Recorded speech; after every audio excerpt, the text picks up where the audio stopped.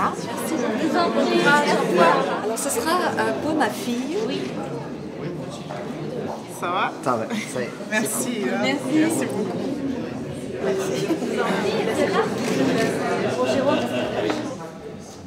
Nous avons le plaisir d'accueillir Leïla Slimani. Merci beaucoup d'être venue. Ça nous fait très plaisir de vous avoir ici. Comme vous le savez, prix Goncourt 2016 avec Chanson douce, qui connaît un grand succès et nous nous en réjouissons beaucoup. Et en même temps, la jeunesse marocaine, algérienne, tunisienne, ils sont en attente, ils ont soif, ils ont de l'appétit pour une parole vraie, pour une parole qui n'est pas forcément juste, qui n'est pas forcément celle qui leur plaît, mais en tout cas une parole qui ment pas, pour quelqu'un qui ne fait pas semblant de dire quelque chose pour obtenir quelque chose, parce qu'on est dans des sociétés où on est tellement obligé de vivre finalement avec deux visages, on est tout le temps des Janus. C'est la même chose que ce que vous disiez tout à l'heure sur ces deux femmes qui se font arrêter parce qu'elles s'embrassent. Des homosexuels au Maroc, en Algérie, en Tunisie, évidemment qu'il y en a. Des amoureux qui ne sont pas mariés, évidemment qu'il y en a. Tout le monde le sait. Et tout le monde dit, faites-le chez vous. Tant que vous le faites chez vous, c'est pas grave, on ne vous fera rien. Et là, c'est la même chose. On vous dit pensez, mais pensez chez vous. Et n'en dites rien, ne remettez pas en cause, ne perturbez pas l'ordre établi. Je pense que beaucoup de gens sont contents qu'on dise les choses pour de vrai.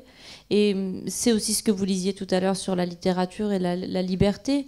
Moi, je pense que quand on est libre, quand on a beaucoup de liberté, ben la liberté, finalement, ça nous engage.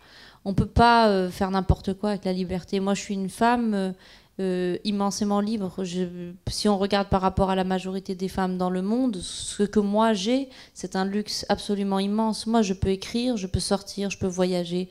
J'élève mes enfants comme je veux. J'ai la sexualité que je veux. Personne n'a de prise ni sur mon corps ni sur mon esprit. Et à chaque fois que j'écris, à chaque fois que je participe à des choses où je donne mon avis, bah, je pense aux millions de femmes qui ne peuvent pas avoir ça, qui ne peuvent même pas avoir un moment toute seule pour penser, pour rêver, pour réfléchir, qui n'ont pas cette possibilité-là. Donc la liberté que j'ai, elle m'engage et j'essaye de ne pas en faire n'importe quoi et de ne pas dire n'importe quoi, ou en tout cas de dire des choses que je pense vraiment. J'admire la liberté de ton de l'écrivaine. Je suis personnellement marocain. Et son engagement dans la société marocaine, je trouve très courageux de sa part. C'était une très belle rencontre. J'ai eu droit à des questions très pertinentes et très impertinentes. Je pense qu'on a pu parler de beaucoup de choses, à la fois de littérature, d'engagement, de questions qui me tiennent à cœur, comme les femmes et leur place aujourd'hui dans le monde. Donc je pense que c'était une rencontre très riche et j'espère que le public a apprécié. C'est une très bonne idée de diffuser la langue française à l'étranger déjà, d'une part. Bravo à l'Alliance française.